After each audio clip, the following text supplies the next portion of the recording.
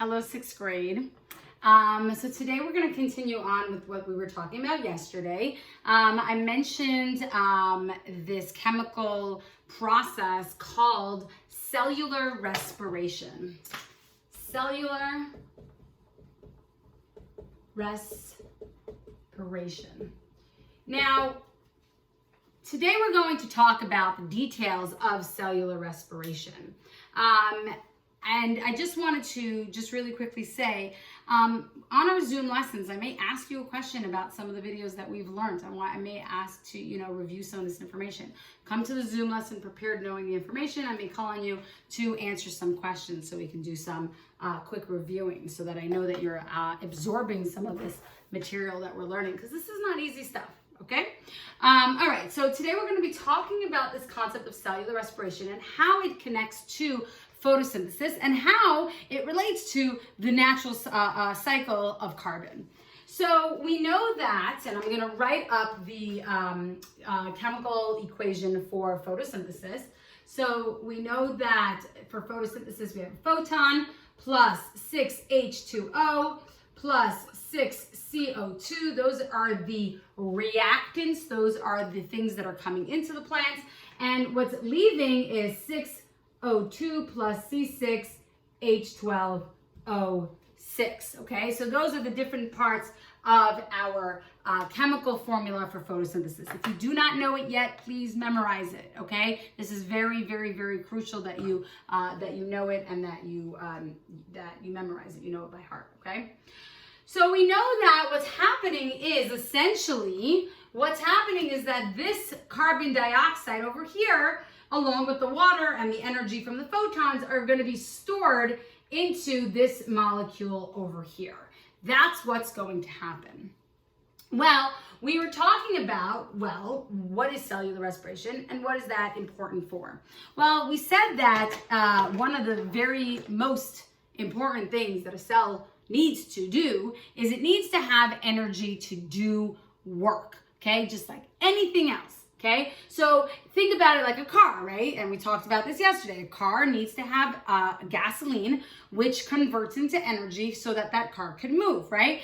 If I have a fan or a light bulb, right? What happens? I need to utilize electrical energy, right? So I will take the energy that is that comes out of an outlet, plug in my fan, plug in my lamp or whatever it is, and then that will be able to produce some sort of work, either by shining light or by movement, right? And there's various different sources of fuel that allow for work to occur. So in order for energy requires fuel. So fuel basically turns into energy. So fuel converts into energy. Energy then, let's not do an arrow because I don't want you to get confused, can do work. Okay?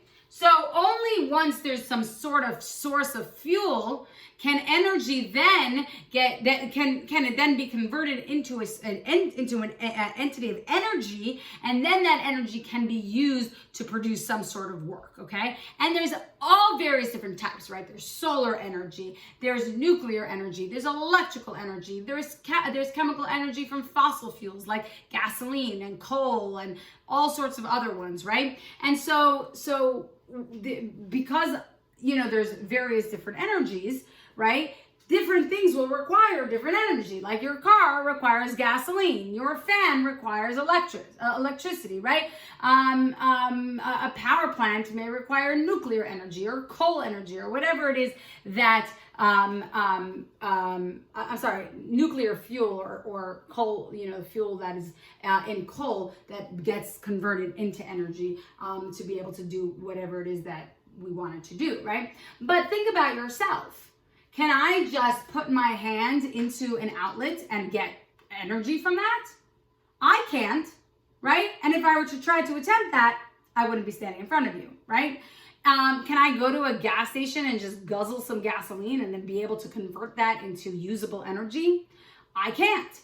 Humans can't do that, right? There's another form that living things are able to utilize as their fuel that converts into whatever source of energy is used by living things. And we're going to talk about that shortly. So living things, organisms, require a certain form of fuel to be able to produce energy that is biologically active. Okay, when we talk about biologically active,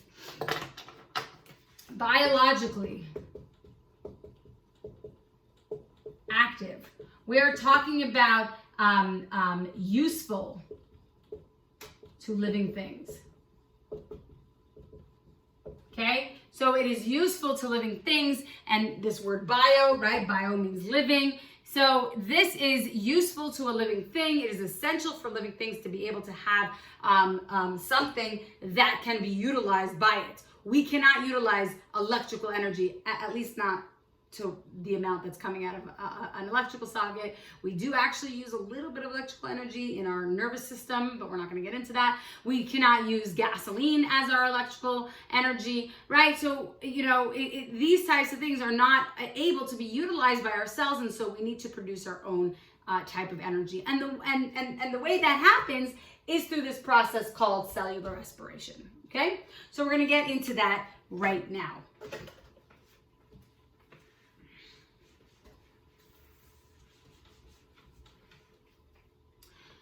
So talking about, so we have this right over here. By the way, I wrote cellular respiration up here, but this is not cellular respiration. This chemical reaction, this chemical equation is not cellular respiration. You should all know it. It is photosynthesis. Remember when we talked about this word photosynthesis comes from this term photons, and photons is energy that comes from the sun itself. So let's go on and talk about what exactly is cellular respiration. So cellular respiration is where we eat the food that we eat, right? We are going to ingest food, okay? And so in this case, it's going to be anything, basically all foods is going to have some source of something that comes from plants. So any type of plant product, fruits, vegetables, grains, right? Any animal product, by the way, actually does have energy that originally came from the plants, because the animal eats the plants, right? We're not going to get into the whole conversion and how the energy levels actually decrease as it goes through those animals, and then we actually get less amount as we eat those animals. Like if we eat a cow, right? The cow gets its energy from the grass that it eats, and then we go ahead and eat the cow. We're actually getting some of that energy from the grass, but we're getting a little bit less because now it's gone through two different stages. But we're not going to get too much into that. That's more for next year. But right now what we're going to talk about is this concept where we are going to eat the sugar. We are also going to breathe in oxygen. Remember we talked about yesterday how we breathe in order to bring in oxygen, right? So we need oxygen and therefore we breathe, right? And so what we're going to end up bringing in is we're going to eat the sugar, so C6H12O6. We're going to eat this glucose. We're going to bring in oxygen, and we know that oxygen is O2. And what's going to happen is it's going to be converted, right? Because these are the reactants, these are the ingredients, the sugar and the oxygen are the ingredients, and it's going to get converted into three different things. The first thing I'm going to write is it's going to convert into H2O, which we know is water. It's going to convert into CO2, which we know is carbon dioxide, and it's going to convert into energy.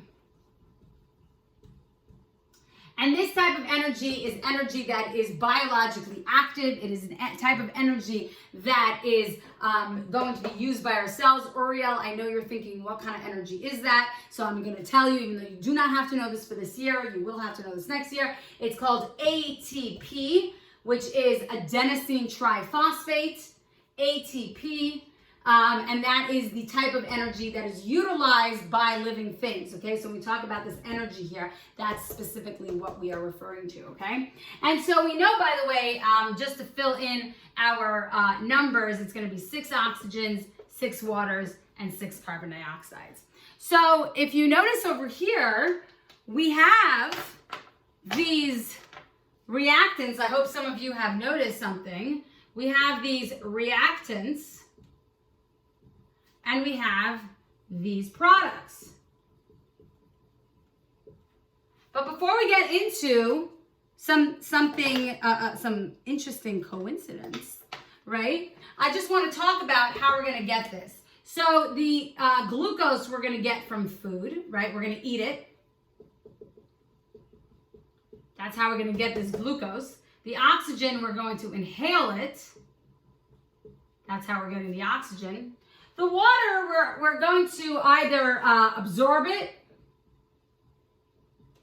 or release it. And by the way, we could release water. We could either absorb it into our cells, or we could just release the water just through sweat or through urination, right? So water, you know, our bodies will naturally regulate if we need more water. Carbon dioxide, we're going to exhale. So we're actually going to get rid of it by exhaling, okay? And this is very, very, very important for this chapter, which we're talking about the natural cycle, right? So we're going to get to that in just one second. And the energy, we're going to use it. So glucose, we're going to eat it. Oxygen, we're going to inhale it. Water, so then it's going to convert into this water, which we're either going to absorb or we're going to release, depending on if we need it or not. Carbon dioxide, we're going to exhale, which we're going to release it. We're going to get rid of it. By the way, to human beings, carbon dioxide is it's a waste product, right? We get rid of it. We don't keep it. And then energy, we're going to use it, right? The purpose of this is to get the energy, and we're going to actually use it.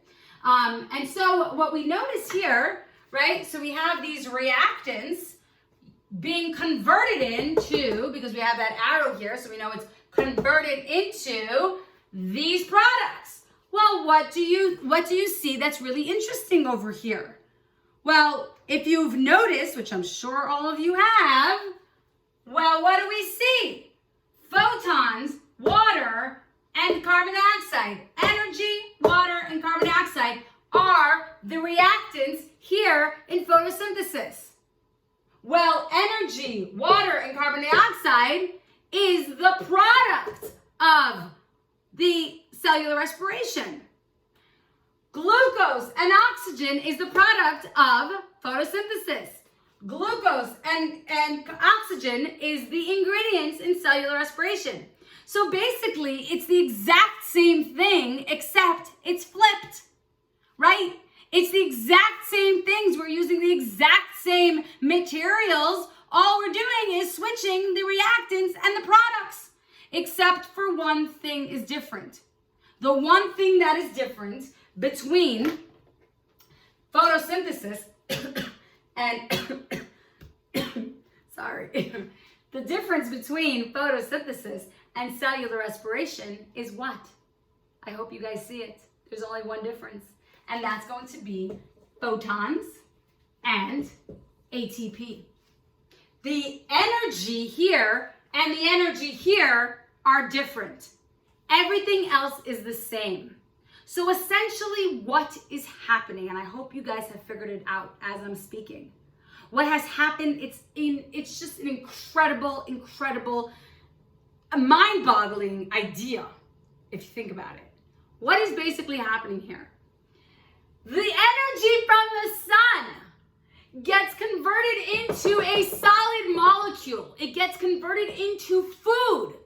Basically, what we're doing is we're taking this energy from the sun. We are taking water, well, not us, but plants are taking water and carbon dioxide to take that energy from the sun and convert it into something that living things can eat.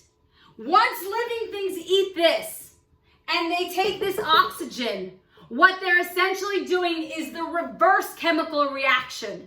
They're going to take this and they're going to release that energy that was stored up in here into this molecule, right? Into this compound. There's all this energy that originally came from here, from the sun. So we take this glucose, then we mix it with the oxygen, and basically what we're creating is energy that we can use for ourselves. So if you think about it, all the energy that we're actually utilizing in our own bodies really came from a source known as photons, known as the sun. All the energy that is utilized to every single living thing, because every living thing, including plants, including animals, including bacteria, including all different things, have to do, well, bacteria do something else called fermentation. Some bacteria do fermentation. Most will do cellular respiration. But all the energy that exists within all living things, for living things to be able to utilize and do work and basically exist, that energy originally comes from the sun itself. The sun's energy is way too powerful. Just like if I stuck my finger into a socket, into an electrical socket, I wouldn't survive it. It's too much. It's energy I cannot utilize. Energy from the sun is energy I cannot utilize. It's too powerful. It's too strong. It's too high quality. So what happens is this energy actually gets converted by plants into a molecule known as sugar, this sweet, delicious molecule that we then eat, we ingest, and then we can actually take that, break those bonds, and release that energy into and create this molecule called ATP that we can actually then utilize for our own purposes so that our cells can function and work all the time. It's a mind-boggling, absolutely incredible idea and concept if you think about it, right? So this is pretty much this. All this energy that originated here is pretty much all this energy that we end up using. All right, guys, have a wonderful day, and I will see you later.